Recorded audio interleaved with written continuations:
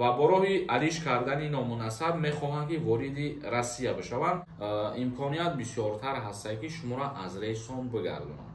ягон саволои нав боша дар комментария бинависонед. Салом тамошобинони барномаҳои Сорбон Сафаров.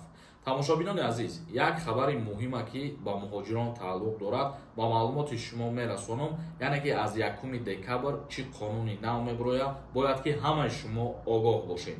нафарҳое ки мехоҳед кор дар Англия пайдо кунед, як-ду бародарои боваринока барои шумо тавсия метиҳам ки анкета пур мекунанд. рақамошон дар рӯи экран мебироянд, дар WhatsApp қатишон суҳбат кунед ва соҳиби ягон ҷои кори нағз мешавед. мавзӯи асосии имрӯзаи мо. ҳукумати ҷумҳурии Тоҷикистон ба шаҳрвандон тавсия дода гуфт, яъне ки аз 1 декабр дар Федератсияи Русия чӣ намуд назоратҳо пурзур мешаванд. дар ҳамин бахш барои шаҳрвандон гуфтанд ки боэҳтиёт бошанд ва ба кирдорҳои ғайриқонунӣ даст назананд. кирдорҳои ғайриқонунӣ гуфта мо чиро дар назар дорем? ҳар нафаре ки ному насаби хача иваз карда ба Федератсияи Русия сафар мекунад, ана ҳамин аллакай кирдори ғайриқонунӣ ба ҳисоб меравад. чунки ӯ давлат мисол мегирем баъзе нафарҳоро запрет кардагӣ ҳастад ва бо роҳи алиш кардани номунасаб мехоҳанд ки вориди Россия бишаванд.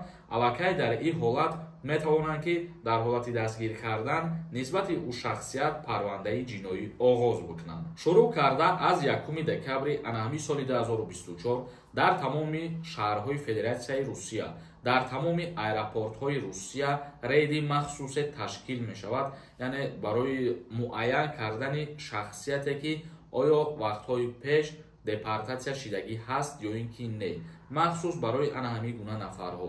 мисол паспортҳоро бо тарзи дигар проверка мекунанд ки аниқ мекунанд шахсияти шаҳрванда дар вақти пеш депортатсия дошт ё ин ки не. умуман дар ҳама ҳолате ки мисол шумо ба ҳамин кирдор даст бизанед, муайян мекунанд ва дар ҳолати муайян кардан парвандаи ҷиноӣ оғоз мекунанд.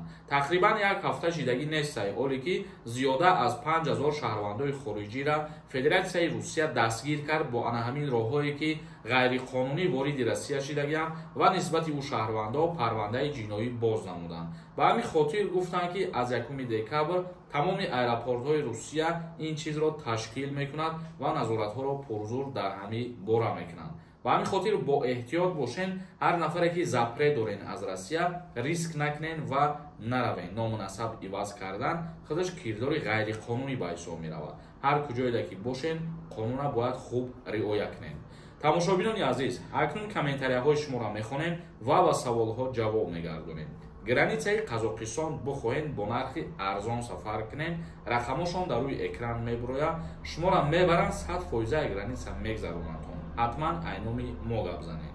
як нафар нависондае ки қонунҳоро ҳамин блогерҳо бисёртар воҳима мекунанд. иёда класс ва комментария барои пули дар кор, пул кор кардан дар кор. на класси шумо дар кор омада, на комментарияи шумо дар кор, на пултон дар кор. ҳоло он ки YouTube ба ягон таймора пул наметиҳад, барои ҳамин видеоҳое ки мо пешкаш мегардонем пул ҷудо карда намешавад.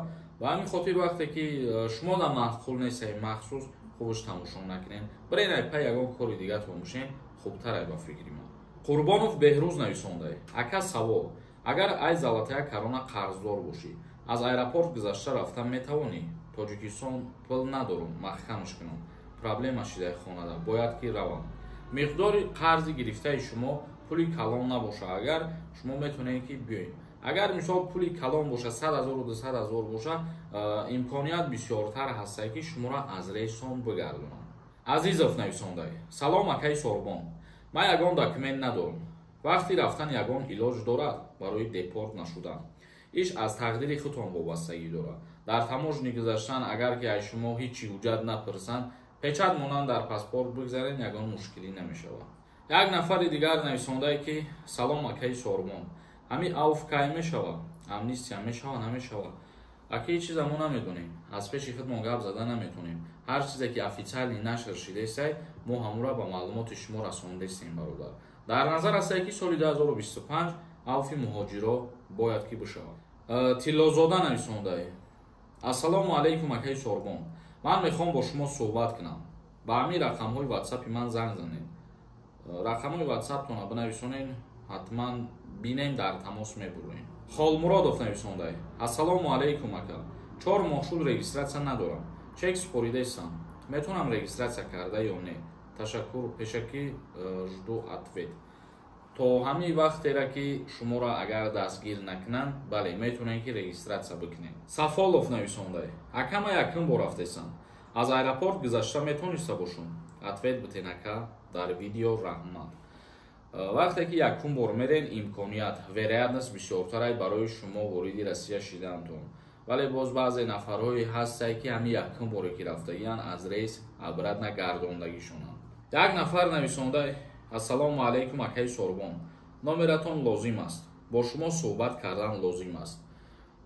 суҳбат кардан савол дошта бошед, дар ҳамин комментария бинависон, мо ки хондем ҷавоб мегардонем ҳатман ба шумо. як нафари дигар нависондай: салом акаи Сорбон, даъваткунӣ ба хизмати ҳарбӣ тамом шидак ё ин ки не?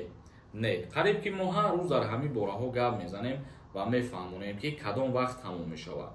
моҳи ноябрда, 27 ноябрда аллакай призови тирамоҳӣ ба анҷом мерасад. тамошобинони азиз ва гиромиқадр, видеои имрӯзаро ҷамъбаст мекунем. ягон саволои нав боша, дар комментария бинависонед. то видеоҳои дигар, худованд ҳамаи мо шуморо нигаҳбон бошад.